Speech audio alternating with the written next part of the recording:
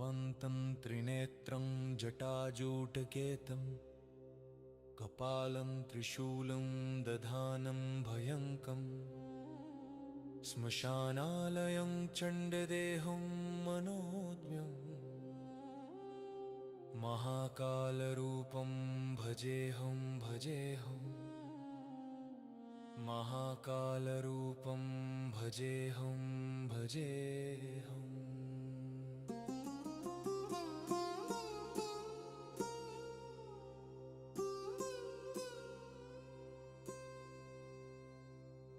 भवच्छेदकारं भयोत्सारहारं सुरासुरेन्द्रे सदा सेवितांग्रिं धराधारमूर्तिं। जो भैरव से डरे वो दुनिया से डरे। मैं महाकाल का भक्त हूं, निर्भय खड़े। जी हां दोस्तों, आपका स्वागत है हमारे प्रोग्राम में जिसे आप वॉच करते हैं सत्य स्वरण सनातन चैनल पर।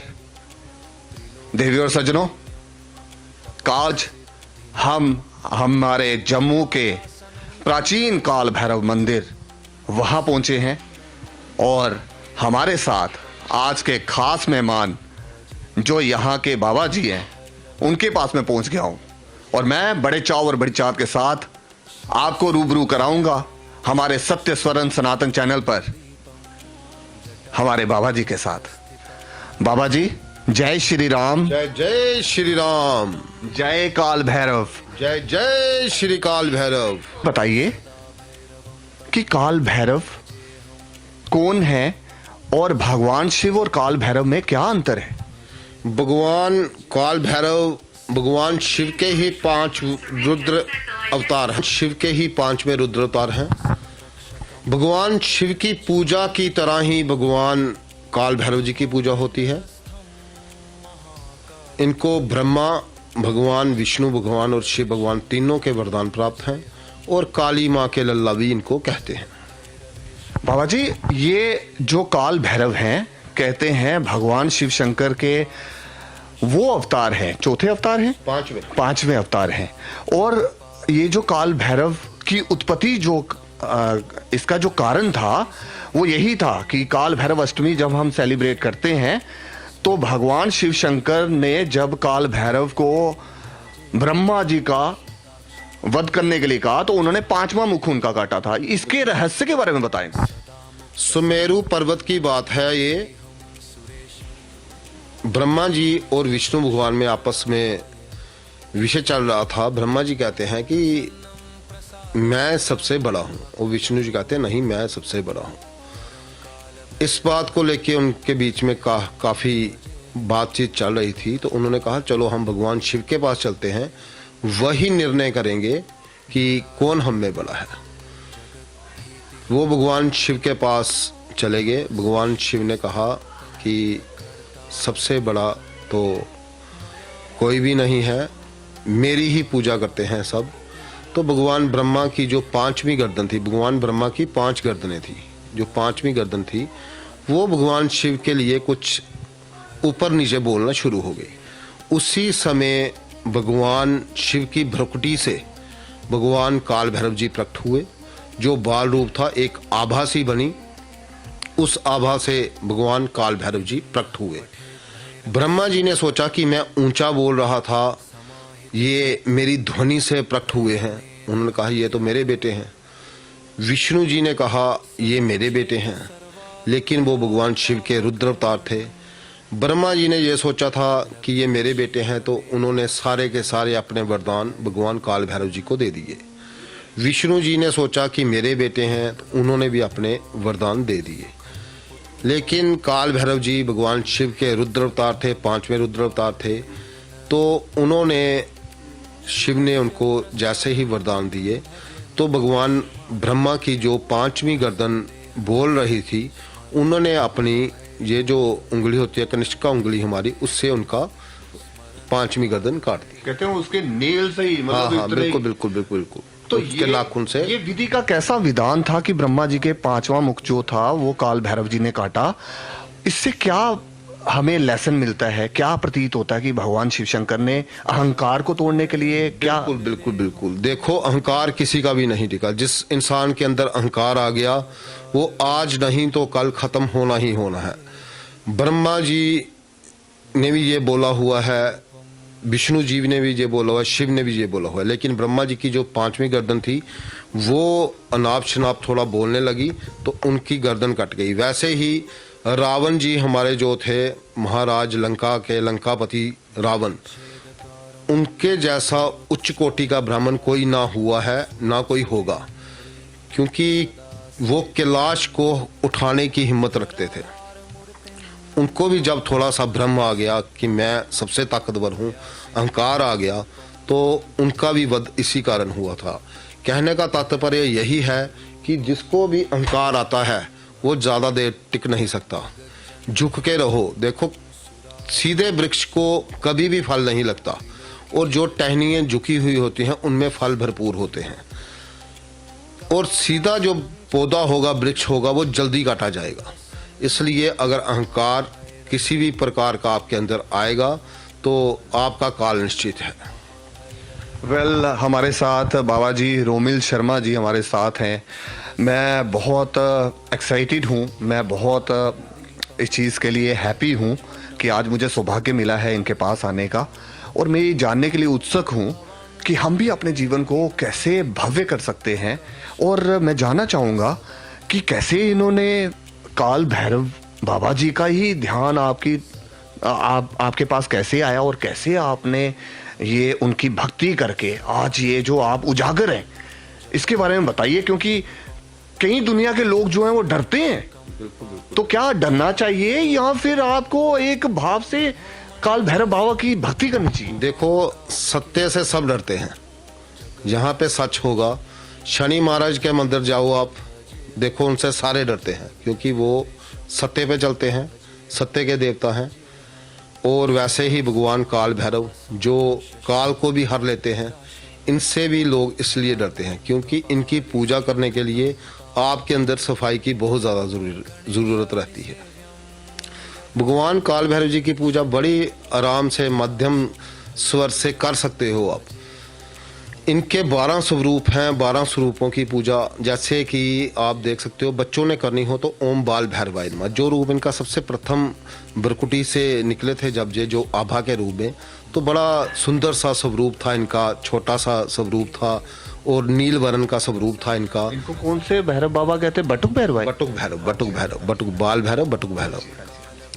तो उसके बाद बच्चे इनका पूजन कर सकते हैं, ओम बटुक भैरवाय नमः बोल सकते हैं, जिनसे उनकी पढ़ाई में अच्छी तरक्की होगी। और मेरी माताएं बहनें, इनका एक स्वरूप है स्वर्ण आकर्षण भैरव। स्वर्ण का मतलब हो गया सोना, सोने की तरह इनका शरीर है। जब ये थोड़ी सी जवानी में आए तो स्वर्ण आकर्षण रूप इनका बना। वैसे ही इनके कई रूप हैं, रूरू रूप है, प्रचंड रूप है, शमशान रूप है और काल रूप है। जो काल रूप है वो भयानक रूप है इनका। काल भैरव की पूजा तब भी लोग करते हैं जब वो सारी जगह से हार चुके होते हैं, कोई साधन उनको नहीं मिल रहा, तो फिर वो भगवान काल भैरव जी की शरण में जाते हैं। क्योंकि कलयुग हमारा श्रापित है कि कलयुग में हर घर में कोई ना कोई जोगिन किसी ना किसी को तंग करेगी ही करेगी। जिस घर में पूजा पाठ नहीं होगा वहाँ पे कला क्लेश के रूप में जोगिनें तंग करेंगी, जब बीमारी के रूप में तंग करेंगी, जहाँ किसी और कोई बीमारी बड़ी लगा देंगी, वो योगिनों का प्रभाव रहता है। ये बाबा जी योगिनों की आपने बात की है, वाकई में आज हम देखते हैं कि इंसान के पास सब कुछ होते हुए भी कोई ना कोई ऐसी चिंता उसके पास कलयुग में होगी ही होगी जिसके लिए वो परेशान होगा। तो इसका निवारण करने के लिए बाबा जी ये योगनियाँ वगैरह जो हैं, 64 योगनियाँ, ये भी काल भैरव के अंडर ही आती हैं क्या है? देखो, 364 योगनियाँ हैं टोटल। 300 योगिनियाँ कल युग में हर घर में फेरे लगा रही हैं और वहाँ से कुछ ना कुछ, जिस घर में पूजा पाठ नहीं हो रहा, जहाँ कोई सफाई नहीं है, स्वच्छता नहीं है, उस घर में जाकर ये परेशानी डालती हैं। लेकिन जो 64 योगिनी हैं वो महाकाली की सखी के रूप में आती हैं और भगवान काल भैरव जी के साथ वो नृत्य भी करती हैं। आप उसमें इनका चालीसे का गुणगान करोगे तो उसमें भी आपको आएगा 64 जोगिन संग नचावत निरत करत भैरव। तो वो निरत कार्य होते हैं और वो भी जी 64 योगिनी मंगल गावत निरत करवत भैरव, हाँ। बाजत ताल में गंगा और बाजत डमरू। बिल्कुल बिल्कुल बिल्कुल बिल्कुल ठीक है ना, वो आता है ना इनके। तो ये महाकाली और भैरव का क्या आपने बताया? ये माता काली के लल्ला है, माता काली इनको अपना पुत्र मानती है। अच्छा। हाँ, तो माता काली, आप किसी भी शक्तिपीठ पे चले जाओ, वहां आप देखेंगे कि काल भैरव जी और हनुमान जी अवश्य होंगे ही होंगे। जी जी जी। आप 12 ज्योतिर्लिंगों में चले जाएं, वहां काल भैरव और ये अपने हनुमान जी होंगे ही होंगे, क्योंकि हनुमान जी हर जगह नहीं जा सकते। जहां मदिरा मांस का सेवन हो रहा होगा वहां हनुमान जी एंटर नहीं करते, लेकिन काल भैरव जी वहां भी जा सकते हैं। और कोई पापी होगा, दुष्ट होगा, वो चाहे मदिरा मांस कुछ भी कर, क्योंकि ये शमशान के वासी भी हैं, ये वहां से ही इंसान को उठा लेंगे जिसने कोई गलत कार्य किया होगा। बाबा जी ये एक और बात इसमें से निकल के आ रही है, जैसे हम देख रहे हैं शिव परिवार है, और जब शमशान के बाहर हम भगवान शिव शंकर जी को देखते हैं तो ऐसा लगता है कि ये बड़े सरल हैं, हम इनको गले भी लगा लेते हैं, शिवलिंग को गले लगा लेते हैं, हमें कोई डर भय नहीं लगता। हमें ये पता है कि भगवान शिव शंकर जो है माता पार्वती उनके साथ बैठी हैं, उनके 2 पुत्र हैं, गणेश जी हैं, कार्तिक हैं। उस शिव परिवार की हम घर में भी पूजा करते हैं, बाहर भी करते हैं, और हमें कोई ज़्यादा उनसे भय नहीं आ रहा होता है, डर नहीं लग रहा होता है। ऐसे लगता है भोलेनाथ हैं, बहुत शांत स्वभाव के हैं। और वही शमशान के अंदर जब हम काल भैरव जी की बात करते हैं, जो कि शिव भगवान जी का ही अवतार है, तो वहां पर उनका उग्र रूप और यहाँ पर ये जो साकार रूप, क्या कह सकते हैं हम? देखिए, इसमें ऐसा है कि भगवान काल भैरव जी जब आप शमशान में देखते हैं या कहीं भी देखते हैं भगवान काल भैरव जी की मूर्ति को, आपका भाव है, जिस भाव से आप उनको पूजोगे उसी भाव में वो आपको अपने दर्शन देंगे। अगर बटुक भैरव रूप में पूज रहे हो तो वो वैसे दर्शन देंगे, काल रूप में पूज रहे हो तो वैसे देंगे, शमशान रूप में पूज रहे हो तो वैसे रूप अपने दर्शन देंगे। क्योंकि तंत्रिक साधना में काल भैरव जी से ऊपर कोई नहीं है। कामाख्या माता, काल भैरव जी, ये तांत्रिक साधनों के अधिष्ठा हैं। ये जो आप देखते हो कि जितने भी हमारे मंत्र निकले हुए हैं ये भगवान शिव की ही देन है। और जितनी भी ये अपने त्रुटियां निकली हैं, जहाँ आप बोल सकते हो कि तंत्र निकला है, जितना भी वो भगवान शंकर के चरणों से निकला हुआ है। तो भगवान शंकर के चरणों से निकलने का मतलब ये है कि शिव भगवान सारे कार्य खुद नहीं करते। जैसे एक गवर्नमेंट होती है तो सारे काम हमारा प्राइम मिनिस्टर नहीं करता, उन्होंने विभाग दिए होते हैं, किसी को डिफेंस का, किसी को अलग अलग, आप देखते हो हमारे मिनिस्टर्स भी अलग अलग रहते हैं। वैसे ही ईश्वर का ये है कि हर काम भोले शंकर नहीं, उन्होंने अपने डिपार्टमेंट्स दिए हैं, किसको किससे क्या लेना है। लोगों के मन में ये भी शंका है कि वो इसलिए भी थोड़ा भय में आ जाते हैं कि जब भी हम भगवान शिव की आराधना करते हैं तो उसमें सादी चीज़ें और सात्विक चीज़ें चढ़ती हैं। जब काल भैरव बाबा जी के पास हम आते हैं तो ये क्या कारण होता है कि हम जो है वहाँ मांस, मदिरा और ये जो सिगरेट्स होते हैं वो भी चढ़ते हैं? वो क्या एक मस्ती है और वो क्या एक माया है भगवान की, ये बताइए। देखिए, वही बोला ना मैंने पहले भी आपको एक चीज़ बताई कि जिस रूप में हम पूजेंगे, बटुक रूप में पूजेंगे, तो क्या आप अपने बच्चे को शराब, मदिरा, सिगरेट दोगे? उसके बाद स्वर्ण आकर्षण रूप में पूजोगे, जवानी थोड़ी जब उनकी आई तो तब आप दोगे उनको, ठीक है। तो जब काल रूप में पूजोगे तो वो चीज़ें इसलिए अर्पण की जाती हैं कि जो हमारे अंदर भी बुरी चीज़ें हैं वो हम, काल भैरव जितने सरल देवता हैं, सरल भगवान है, वो हमारी सारी चीज़ें ले लेते हैं कि हमें कोई बुराई ना लगे। जो बुराइयां हमारे अंदर होती हैं वो अर्पण वो अपने में अर्पण कर देते हैं। तो डेट मीन्स जो भी हम ये चीज़ें चढ़ाते हैं कि हमारे अंदर से ये जो जितना भी तामसी चीज़ें हैं वो चली जाएं भगवान, और हम जो हैं सत्व भाव में आ जाएं। बिल्कुल बिल्कुल बिल्कुल। अब मैं एक और बात पूछना चाहूँगा कि यही जो महाकाली मैया हैं उनके साथ आपने बोला है 64 योगिनियाँ और काल भैरव के बिना महाकाली जो है वो कोई भी कार्य नहीं करती, बिल्कुल ठीक। और भैरव जो है वो भी महाकाली को पूछ के ही हर एक कार्य करते हैं। तो ये कैसा संयोग है? और तो माँ बेटे का सहयोग है। आप किसी अच्छे कार्य में जाते हो तो अपनी माता की आज्ञा लेते हो, तो जहाँ कहीं आप घूमने के लिए भी जाते हो अपनी माता की आज्ञा लेते हो। एक चीज़ बता दूं आपको कि माँ का ऐसा समझाता हूँ आपको कि घर में एक माँ का कमरा ऐसा होता है यहाँ सब बेटे आते हैं, और कहीं जाए ना जाए लेकिन माँ के कमरे में वो जाते ही जाते हैं। वैसे ही माँ के पास तो सब जाते हैं। भगवान काल भैरव जी जो भी करते हैं भगवान शिव और माँ काली से पूछ के ही करते हैं। गुरुजी कहते हैं कि अगर लाइफ में इंसान बहुत ऑब्स्टेकल्स उसकी लाइफ में आ जाए, बहुत टेंशन आ जाए, बहुत डिप्रेशन आ जाए, उन लोगों के लिए आपका क्या मैसेज होगा? मैंने ये सुना है कि जब आप किसी इस फ्रस्ट्रेशंस की तरफ भी, आज हम यंगस्टर्स को देखते हैं, कभी वो किसी ऐसी गलत दिशा में चले जाते हैं और उनके पास एक ही साधन होता है कि हम सुसाइड कर लें। कभी किसी बड़ों के पास वो इतने कर्जे में डूब जाते हैं कि उनके पास एक ही कारण रहता है कि हम आप सुसाइड कर लें। लेकिन मैंने ये जाना है कि जब ये वाली कंडीशंस आ जाती हैं तो एक काल भैरव भी हैं जो आपको उन ग्रहों से भी निकाल के आपको बाहर लाते हैं। तो क्या मैसेज देंगे? ये नवग्रहों के भी गुरु हैं। शनि महाराज इनको अपना गुरु मानते हैं, मंगल महाराज इनको अपना मित्र मानते हैं, राहु की ये सवारी करते हैं, केतु उनके साथ साथ चलता है। तो सारे ग्रह के गुरु हैं। हमारे जितने भी कुल देवता हैं, चाहे सिद्ध गौरिया बाबा जी हैं, गुरु गोरक्षनाथ जी हैं, कालीवीर जी हैं, उनके भी कुल गुरु काल भैरव ही हैं। तो कहने का तात्पर्य ये है कि भगवान काल भैरव जी, आप जिस भी समस्या में फंसे होंगे उसी समस्या से आपको निकाल लेंगे, पर उसमें एक शर्त आती है। अब देखो, एक 10 बच्चे क्लास में जा रहे हैं ना, 8 पढ़ने वाले हैं, 2 पढ़ने वाले नहीं हैं, टीचर वही है पढ़ाने वाला। वैसे ही आप जिस श्रद्धा भाव से आएंगे, आपकी मन की सफाई होनी चाहिए और विश्वास आपको अटल होना चाहिए कि ये कार्य मेरा काल भैरव जी करेंगे ही करेंगे, मैं तो उनका बच्चा हूँ, मुझे वो निराश नहीं कर सकते। ऐसे भाव जब आपके अंदर होंगे तो कार्य आपका 40 दिन में ही संपूर्ण हो जाएगा।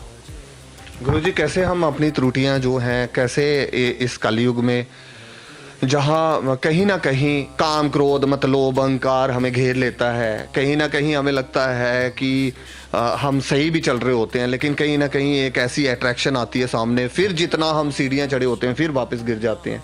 इसके लिए गुरुजी बताइए ना कुछ ऐसा कोई। देखिए, मन में एक ही विचार रखें कि जब हम पैदा हुए थे, नी वस्त्र पैदा हुए थे, जो लिया इसी ईश्वर से लिया यहाँ आके, और जब हम जाएंगे तब भी नी वस्त्र ही जाएंगे, जो दिया होगा इन्होंने ही दिया है।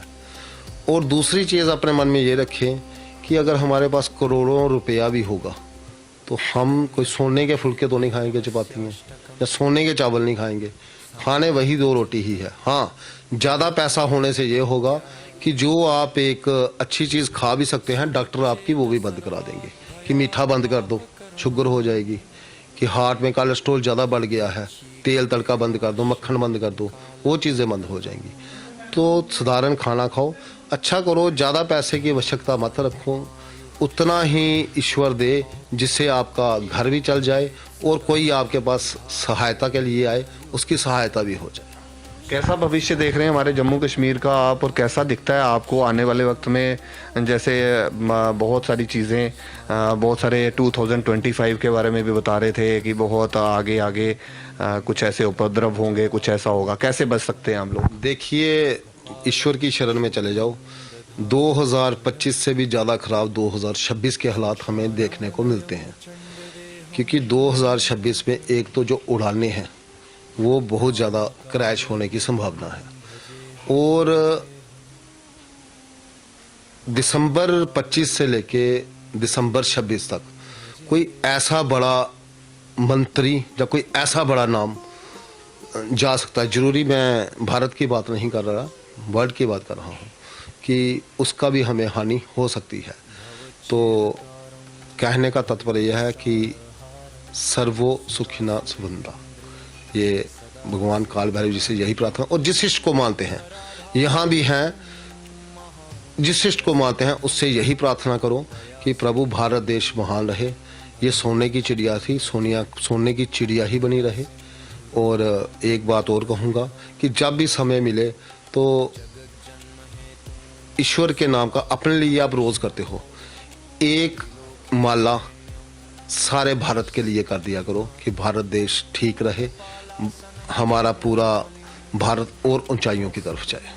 काल भैरव अष्टमी है, क्या बताना चाहेंगे जो भी श्रद्धालु हैं जो घर बैठ के हमारा ये प्रोग्राम देखेंगे सत्य स्वरण सनातन चैनल पर, उन्हें काल भैरव का कौन सा मंत्र पढ़ना चाहिए, क्या क्या उपाय करने चाहिए जिनसे उनके जितने भी ये जो करूर ग्रह हैं वो शुभ ग्रह में परिवर्तित हो जाए? ग्रह आपको तभी प्रभावित करते हैं जब आपके कर्म खराब होते हैं, नहीं तो कोई ग्रह भी आपको कुछ नहीं कर सकता। आपके कर्म खराब होंगे, जब उसकी दशा आएगी वो आपको पछाड़ेगा। तो इसलिए अपने कर्म ठीक रखें, सर्वप्रथम तो यही बोलूँगा। बाकी ज़्यादा टोने टोटकों में मत पड़े, साधारण पूजा करें, दीपक जगाएं घर में। दीपक हम इसलिए जगाते हैं कि ये देखो अचानक इधर दीपक भी पड़ा है जी, महिमा बता दो जी, ये भी अच्छी चीज़ है जी। इसको हम दीपक प्रज्वलित क्यों करते हैं जी? दीपक प्रज्वलित करने का एक तो ये अंधकार को मिटाता है जी। ठीक है ना जी। आप साउथ में जाएंगे ना, वहाँ दीपक की रोशनी में ही आपको भगवान मिलेंगे जी। एक तो इसने प्रकाश किया कि हे प्रभु ऐसा ही प्रकाश मेरी जिंदगी में भी हो, ठीक है, अच्छा प्रकाश। दूसरा आप देख रहे हो ऊपर लाइट जा रही है, इसको टेढ़ा किया फिर भी ऊपर ही, इसने अपना रुख नहीं बदला, ऐसा किया फिर भी इसकी रोशनी ऊपर ही जा रही है। कि हमारे जीवन में दुख आए, कोई परेशानी आए, लेकिन हम आपको ना भूलें, आपको हमेशा याद रखें। बहुत अच्छा, ठीक है, बहुत अच्छा। तो ये प्रार्थना रहती है दीपक से।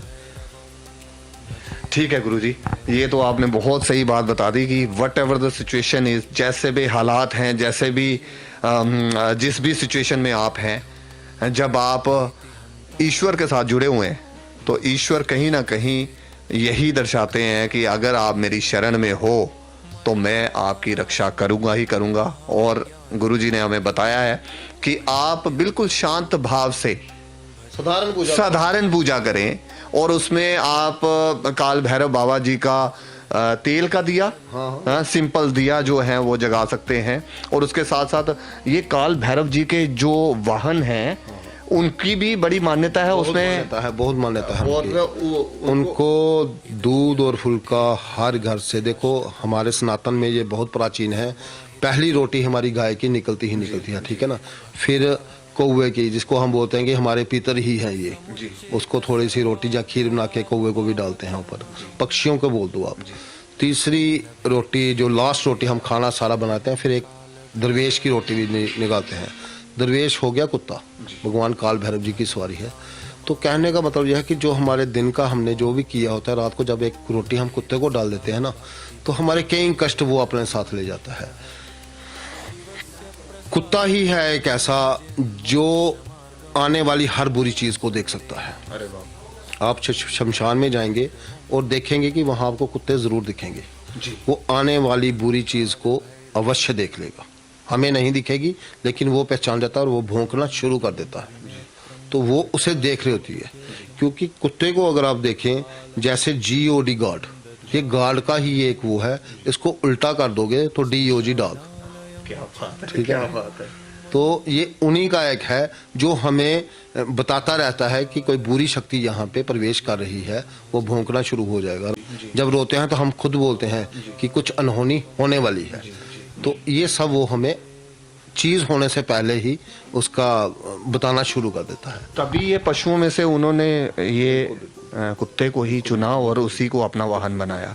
और इसके साथ एक और बात मैं जानना चाहता हूँ गुरुजी, कि आप हमें बताइए कि ये जो काल भैरव बाबा हैं, ये जब हम कभी शमशान में भी जाते हैं या कभी हमें वहाँ पर ये फीलिंग आती है कि वहाँ भी आपने बोला है कि ये कुत्ते वगैरह वहाँ होते हैं जो उनके वाहन के रूप में या चीज़ों को भांप लेते हैं, तो इन चीज़ों को जैसे हम कहते हैं डाकनी शाकनी पिशाचिनी, है ना, भूत प्रेत, अपने प्रकट हुए गण, उपदेश मात्र से सिद्ध होने वाले निमन कोटि के देवता, अपने जन्म के साथ प्रकट होने वाले देवता, कुल देवता, माला, कंठमाला, डांकनी शाकनी, ये इनसे हमें मतलब बचना है। कैसे हम उनको जो है ये जो भय है लोगों के अंदर कि भाई किसी ने जादू कर दिया, किसी ने टोना कर दिया, इन चीजों से हम कैसे मुक्त? देखिए सीधा सा बात है, वो कहते हैं ना, अकाल मृत्यु वो मरे जो कर्म करे चंडाल का, काल भी उसका क्या बिगाड़े जो भक्त है महाकाल का।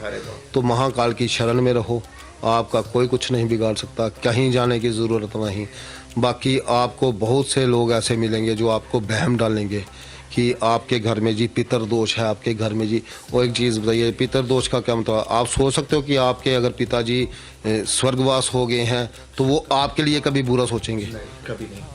आप अपने बच्चों के लिए बुरा सोच सकते हैं? कोई ऐसा कुछ नहीं होता। आप अपनी भावना सीधी और साधारण रखिए और ईश्वर पर अपना विश्वास रखिए, कोई भी दोष आपको नहीं होगा। काल सर्प योग होता है, कुंडली में कहते हैं राहु और केतु के एक साइड पे सारे ग्रह होंगे तो काल सर्प दोष हो गया। अगर चंद्रमा एक साइड में रह गया तो अर्धकाल सर्प दोष हो गया। तो इसके उपाय बड़े छोटे छोटे होते हैं, भगवान के ही निकाले हुए उपाय हैं, ज़्यादा बहमों में नहीं पड़ना है।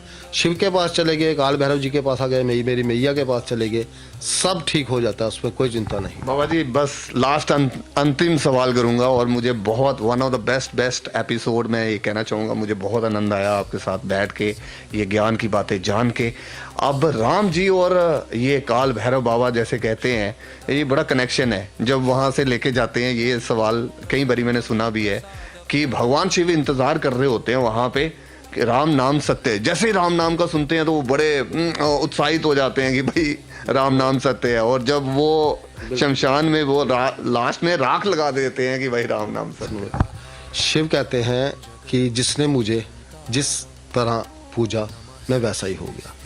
बिल पौधे के नीचे शिवलिंग को पूजोगे तो वो बिल्वेश्वर हो गए। राम जी के रखे हुए शिवलिंग पर पूजोगे वो रामेश्वर हो गए। काल रूप में देखोगे तो वो महाकलेश्वर हो गए। बीमारी है, वैद्य के रूप में पूजोगे तो वो वैद्यनाथ हो गए। ऐसे ही भगवान शिव बहुत ही प्रसन्न होते हैं विष्णु जी का नाम सुन के। वो कहते हैं कि भगवान शिव के मंदिर में जाओ तो राम जी की एक माला ज़रूर करो, राम जी के पास जाओ तो शिव की माला एक ज़रूर करो। राम जी का मतलब हो गया भगवान विष्णु, और शिव तो आप जानते ही हैं। ओके, भगवान शिव के मंदिर में विष्णु जी की एक माला ज़रूर करो और विष्णु के मंदिर में शिव की एक माला ज़रूर करो। प्रेम है, कोई दोस्ती है बड़ी बहुत बहुत बहुत वेल, जय जय माई काल का, जीवे तेरा बाल का, जिसके संग में तुम हो मैया उसको क्या डर काल का। अकाल मृत्यु वो मरे जो काम करे चंडाल का, काल उसका क्या बिगाड़े जो भक्त हो महाकाल का। वेल फ्रेंड्स, मैं था आज यहाँ रोमिल शर्मा जी के साथ, और बड़े ही चाव और बड़ी चाहत के साथ हमने की कुछ चटपटी चटकारेदार चिकनी चुपड़ी बातें जो हो गई हैं बहुत कारगर सिद्ध। बात सोचने लायक है, सोचिएगा जरूर, और सरल भाव से ही सब कुछ मिलता है। और भय ना करें, और बिल्कुल जब आप उस शुद्ध भाव से भगवान की आराधना करेंगे, काल भैरव जी को मानेंगे, तो कितने ही आपकी जिंदगी में टेंशन हों, फ्रस्ट्रेशन हों, वो सब दूर होंगी। और आप सबको हमारे चैनल सत्य स्वरण सनातन की तरफ से काल भैरव अष्टमी की हार्दिक हार्दिक शुभकामनाएं। मैं शत प्रणाम करता हूं रोमिल शर्मा जी को, जिनके यहाँ पर हम आए, और मैं चाहता हूं कि आपकी थापी लेके जाऊं यहाँ से।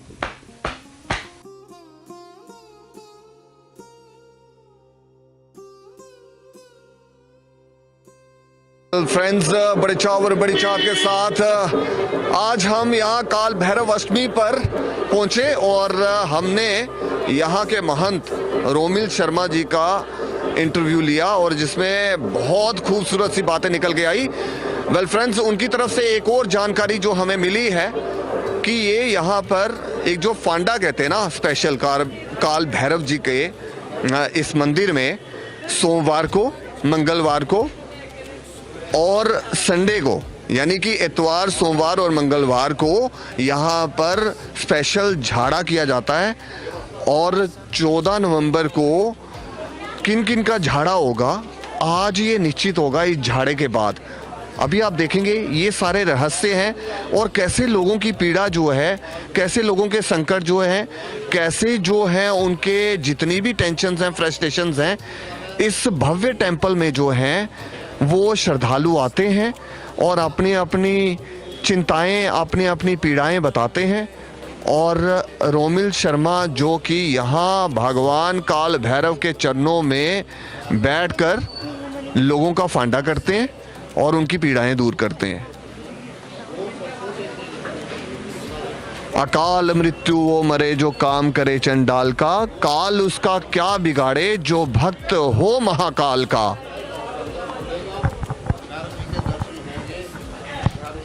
नहीं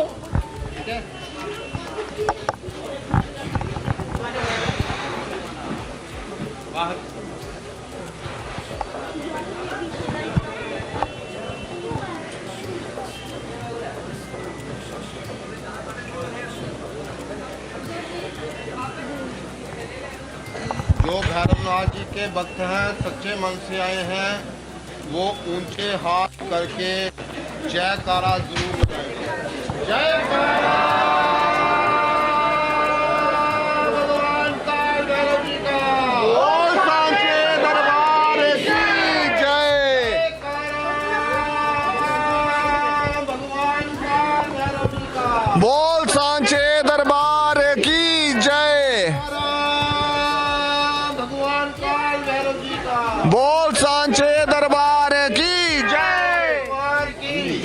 सांचे दरबार की जय। सांचे दरबार की जय। सांचे दरबार की जय। अभी प्रसाद लेके सब जाएंगे। प्रसाद लाइन में ही मिलेगा। ओम भैरवाय ओम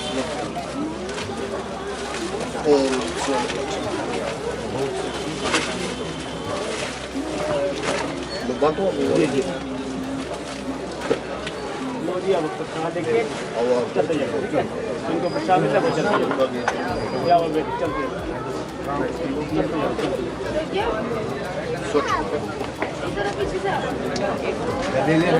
छोटी जगह इनको मिलने में चलते हैं। जवाब चलते हैं, प्रसाद लेके चलते हैं। बाबा जी ने बोला लाइन में प्रसाद लेना, ऐसे करके लाइन लगा लो ना, लाइन में प्रसाद सभी को दर्शन होंगे, प्रसाद मिलेगा। सिस्टम 12 ज्योतिर्लिंग की पूजा की है, उनकी पूजा की है। अभी आओगे ना आपसे